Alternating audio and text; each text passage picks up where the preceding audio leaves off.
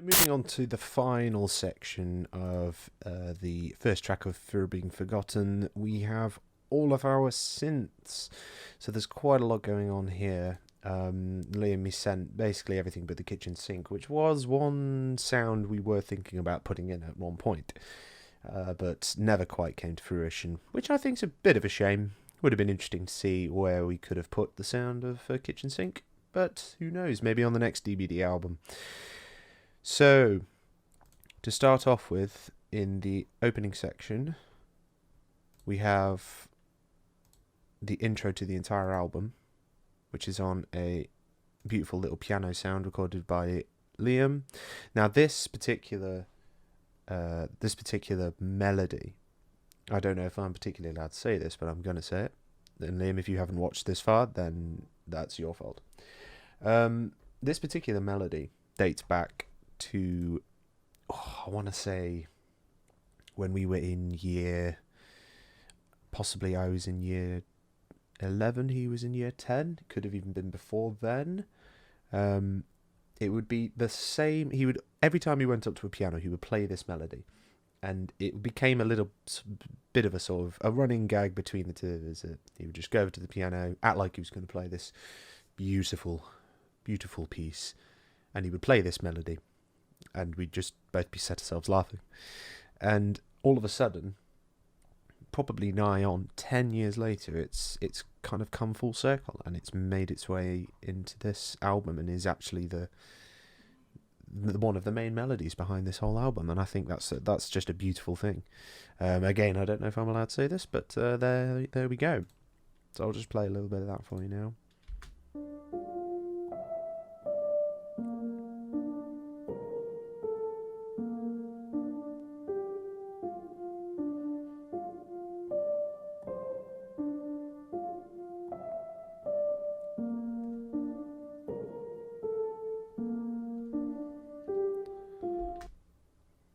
So there.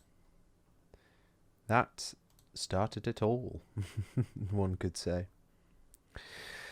So, production-wise, on a lot of these sounds, again, because they're quite stock plugins, I've kept quite a lot of my production fairly simple on quite a few of these. There's been instances where I've had to do a fair bit on some sounds just to hone them in, just to brighten them up, so that they come across quite nicely in the mix. But for the most part, I've tried to keep it simple, like with the guitars and the bass and most of the things on this album. I've always kind of kept to the same sort of mantra of if you're having to do a million and one things, production and mixing wise, to an instrument, then it probably hasn't been recorded very well, or hasn't been recorded right. I mean, there are some instances where you want to do that. There's a lot of electronic music uses a lot of mixing and a lot of production in it, but that's just how it is for that particular genre. For this, if you're having to do a million and one things to change the sound, then you probably want to record it again, because you're manipulating it to the point of not being the original sound. So it's kind of what's the point in that, So moving on from that brief rant, the introduction, the huge hit from the album,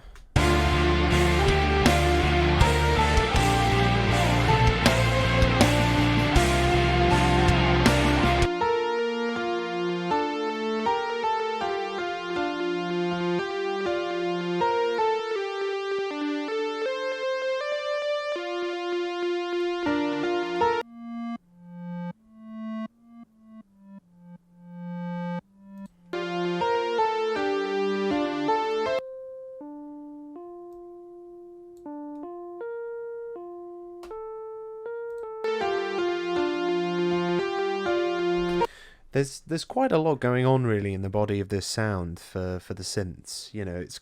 It's quite fascinating to listen through this. It's been a while since I've listened through this properly, but it is fantastic just how how much is going on in this album, instrument wise, just to make this huge fantastic symphony of a sound.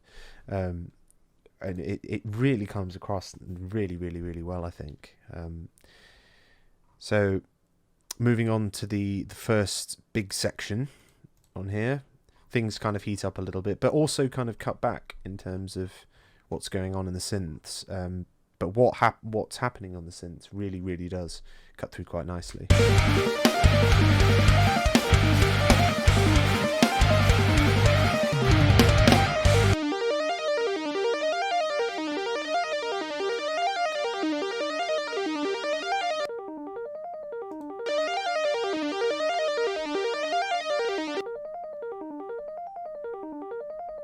See, I just love that for an instrument.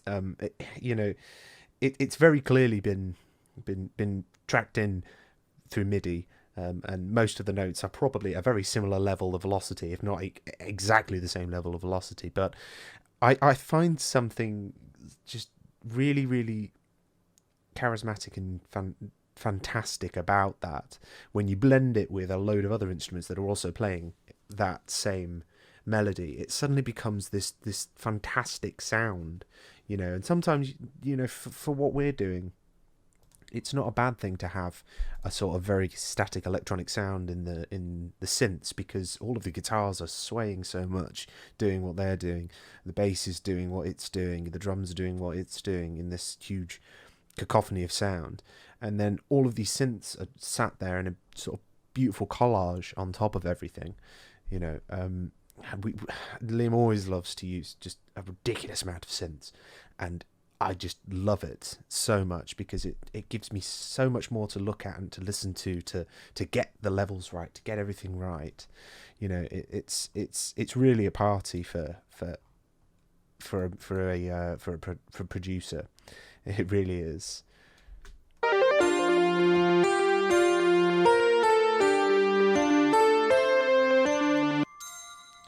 Got a nice introduction of a Glock there.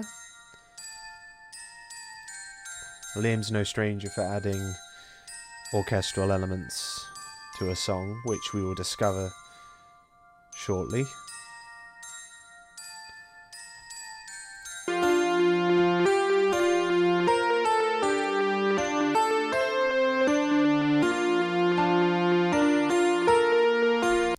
And moving quickly along to the 11/8 section, things really start to pick up in terms of just epicness and eagerness. Let's put it like that.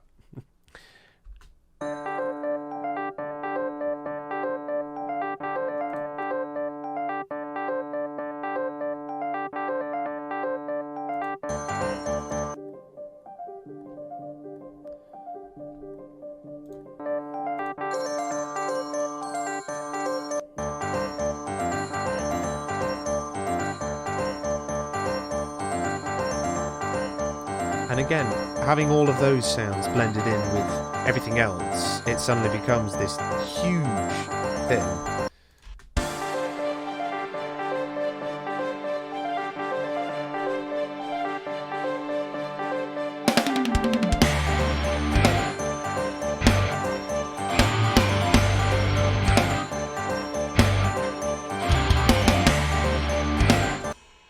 Very beautiful, very, very epic. Very epic.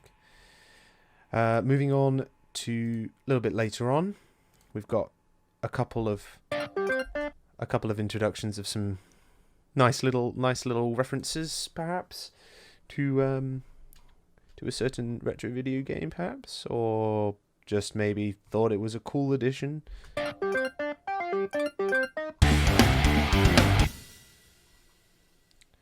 So, just because, why not? I think there's probably some deep sort of reason as to why that was added, but you know what? It works. It sounds cool. I love it.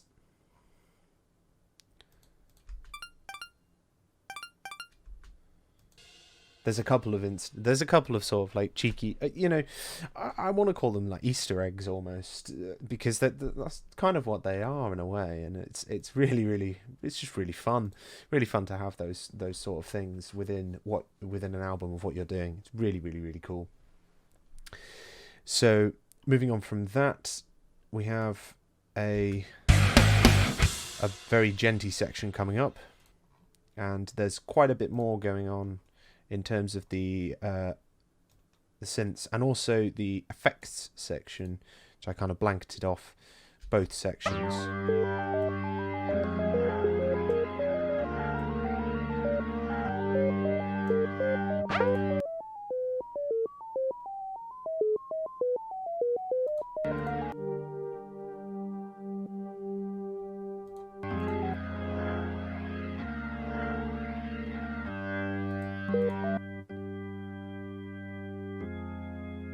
See, there's a good example of what I mean about just having all of these sounds blended becomes this really big, beautiful sound.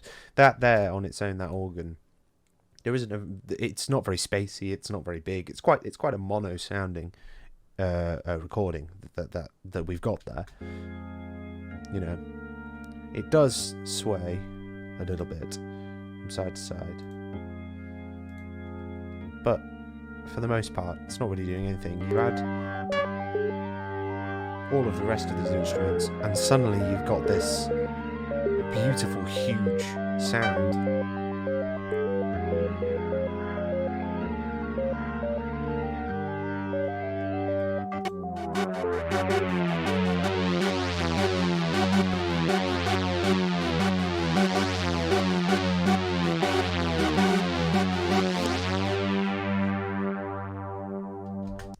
That there's possibly one of my favourite moments in the entire album. When you put that with everything else, it just sounds fantastically and devilishly evil. It's just brilliant.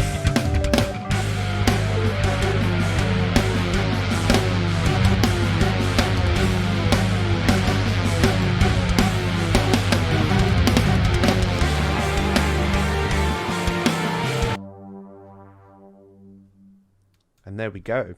That's all of the synthesizers for the first track on Fear of Being Forgotten.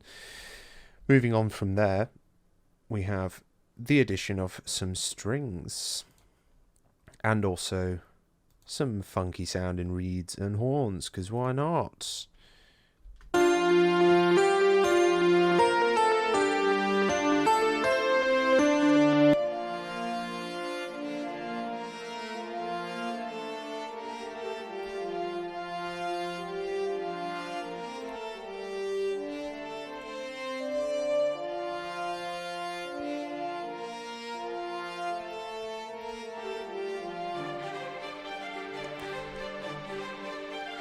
And again, having these additions of strings and percussion and horns, it took things that Liam had experimented with a little bit in the past in previous DVD songs, and just took it to a ridiculous new level where all of these beautiful melodies are happening, all of these different harmonies are happening, and it's sending the listener on a complete massive musical journey. It's just absolutely brilliant what he managed to achieve with this album, I think, in terms of pushing boundaries for us in particular, for him, for writing, for composing, for for his guitar techniques, things like that. It just pushed everything, and for me it was having to deal with this 30-minute behemoth of a track and making it sound palatable and listenable. It was quite a daunting task, for anyone, but again, it was a beautiful thing to be able to do. So moving on from those beautiful little string additions there's a little extra section here back into the 4/4.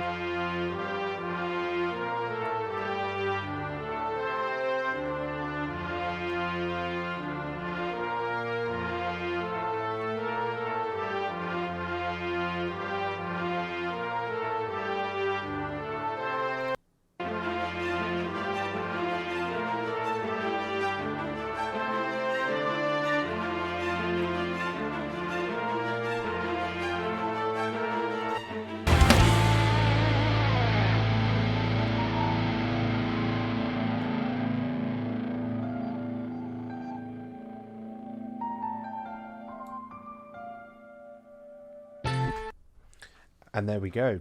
We're into part 2.